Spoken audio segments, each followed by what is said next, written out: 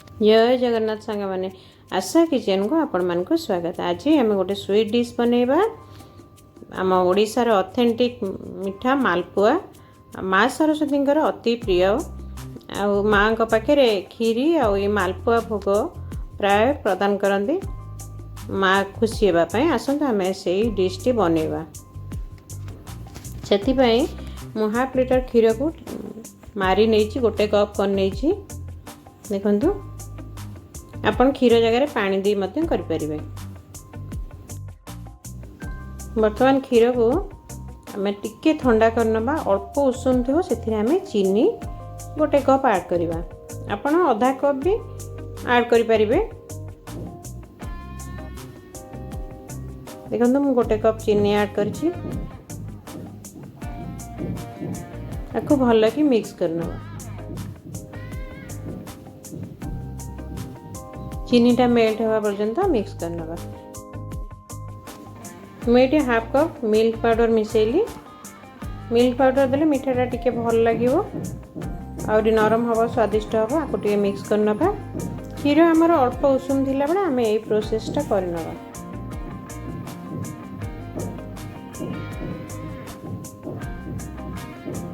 देखो भल कर मिसई नवा जमती लम्स न रहिबो।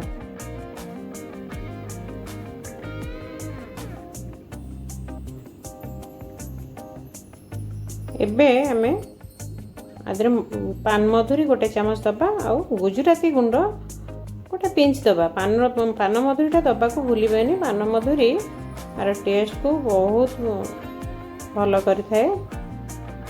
फ्लेवर एनहांस पे पान मधुरीटा निहाती देबे।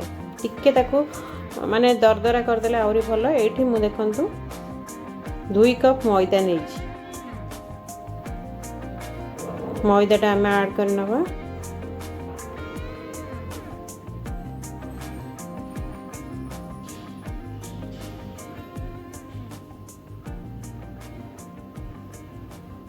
आम आदरे आउ पानी दे को मिक्स करवा।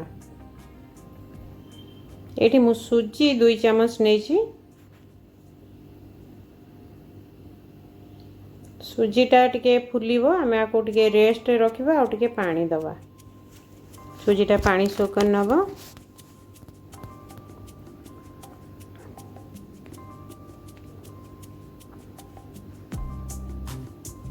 वर्तमान आम ये टिके आ पानी अल्प अल्प ऐड करी आपको मिक्स करवा।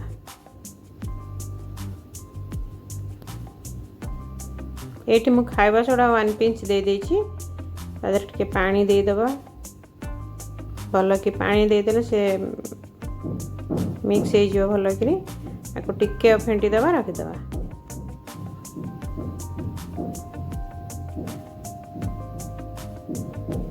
मिक्स करी रखी दबा।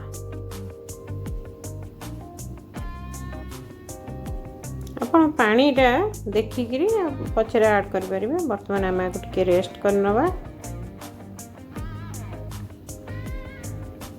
एबे आमे एटा बैटरटा रेस्ट करिया भितर आमे सीरा प्रस्तुत करनबा। सीरा पे देखंतु मु चीनी नेछि गोटे कप।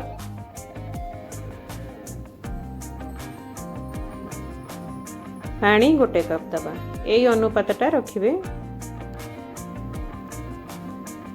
आमे वर्तमान सीरा को प्रस्तुत करबा। आमे मोटा सीरा करबानी खाली कि तारा वाला सीरा करबानी। आमे खाली हाथ रे चिकन लगुवा सीरा करवा। सीरा बेसी मोटा हो गले मालपुआ सीरा रिसीव कर परिबनी। आउ पतला हेले फिका फिका लागिवो भांगी जीवो। मेठी गुजराती गुंड टिके ऐड करने एठी टिके क्षीर ऐड कर। क्षीर ऐड कले कोन हबो ना हमर चीनी रे जते मैला थिबो सेटा ऊपर को पळे आसीबो। ताको हमें काढी परिबा। देखुं से मैला गुड़ा सब आसूची क्षीर देदेला परे।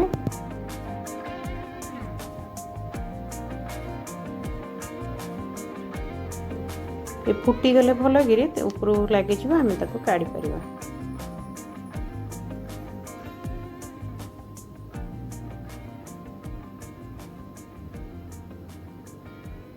आमर ଆମର ଶିରାଟା ହେଇନି, ଆଉ ଟିକେ ହେବ।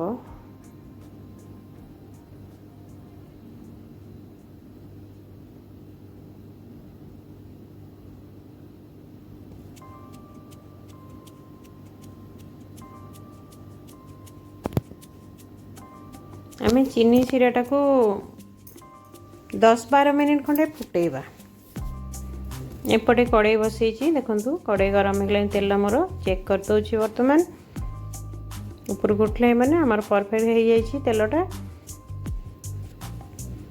ଏବେ ଆମେ ଯେଉଁ ଆଣଟା ପ୍ରସ୍ତୁତ କରିଥିଲେ ତାକୁ ଦେବା। ଗୋଟିଏ ଜାଗାରେ ଆଣଟା ଦେଲେ, ଗୋଟେ ମାପ ଜାଗାରେ ପିଠା ଗୁଡ଼ିକ, ମାଲପୁଆ ଗୁଡ଼ିକ ସାଇଜ୍ରେ ବାହାରିବ। ଦେଖନ୍ତୁ ଏମିତି ଦେବା।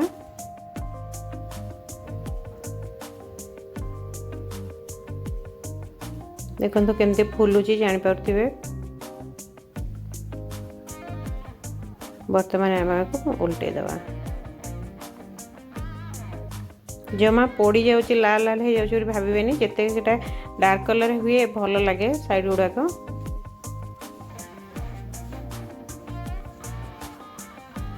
ଆପଣ ଯଦି ଏମିତି କରେଇରେ, ଗାଡ଼ୁଆ କରେଇରେ ବସେଇବେ ତାହେଲେ ମିଠାଟେ, ମାଲପୁଆଟେ ଟିକେ ମୋଟାଳିଆ ହେଇକି ବାହାରିବ।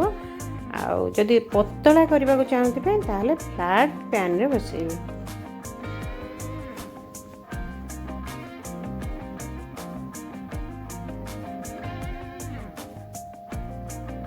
ଦେଖନ୍ତୁ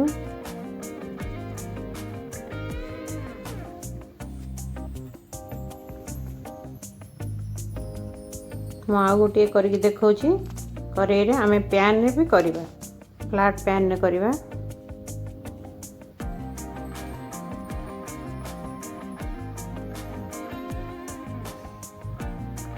ସମାନ ପରିମାଣର ଆଣଟା ପକେଇଲେ ଆମର ମାଲପୁଆଟି ଗୋଲ ଗୋଲ ଗୋଟେ ସାଇଜ୍ରେ ବାହାରିବ, ସୁନ୍ଦର ଦେଖାଯିବ। ଆଉ କିଛି ନାହିଁ। ଦେଖନ୍ତୁ ଫୁଲିଛି, କେତେ ସୁନ୍ଦର ହେଇ ଫୁଲିଛି।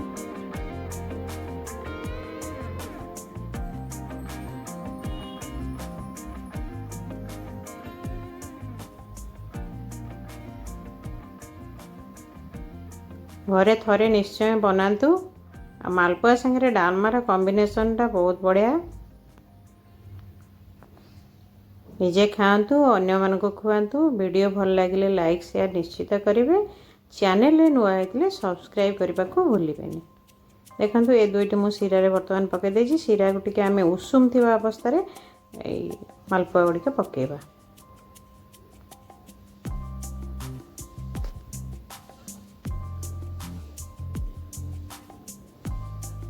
ବର୍ତ୍ତମାନ ମୁଁ ଗୋଟେ ପ୍ୟାନ୍ ବସାଇ ଦେଉଛି, ଫ୍ଲାଟ୍ ପ୍ୟାନ୍, ସେଥିରେ କରିବା। ଦେଖନ୍ତୁ ଏଥିରେ ପତଳା ପତଳା ହେବ।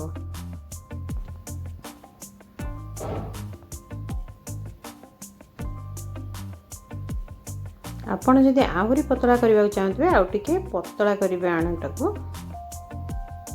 ଏତିକି ଠିକ୍, ବହୁତ ପତଳା ହେଲେ ତେଲ ଆଉ ଚିନି ବହୁତ ଶିରା ପିଇଯିବ।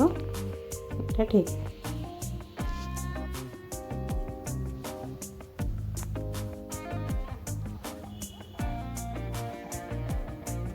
ବର୍ତ୍ତମାନ ହେଇଯାଇଛି, ଆମେ କାଢ଼ି ନେବା। ଏମିତି ଆମେ ସବୁତକ ମାଲପୁଆକୁ ଛାଣି ନେବା।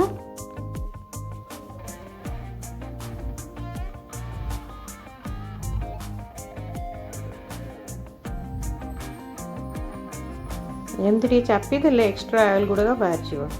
ଏମିତି ଆମେ ସବୁତକ ଛାଣି ନେବା।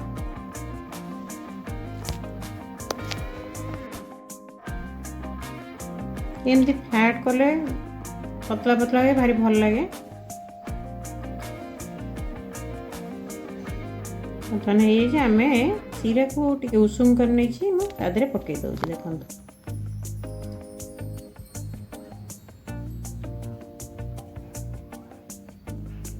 ଆମେ 10 ମିନିଟ୍ ଶିରା ରଖିଦେବା, 10ରୁ 12 ମିନିଟ୍, ତାପରେ କାଢ଼ି ନେବା। ବର୍ତ୍ତମାନ ଆମର ମାଲପୁଆ ଗୁଡ଼ିକ ପ୍ରସ୍ତୁତ ହେଇଯାଇଛି। ମୁଁ ବାଢ଼ି ନେଉଛି।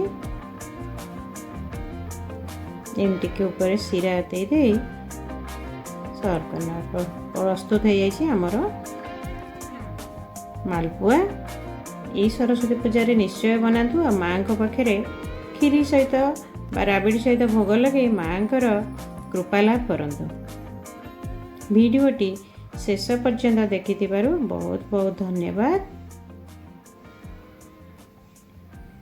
ପୁଣି ଆଉ ଗୋଟେ ଭିଡ଼ିଓରେ ଆସିବି। ରହିଲି। ଜୟ ଜଗନ୍ନାଥ।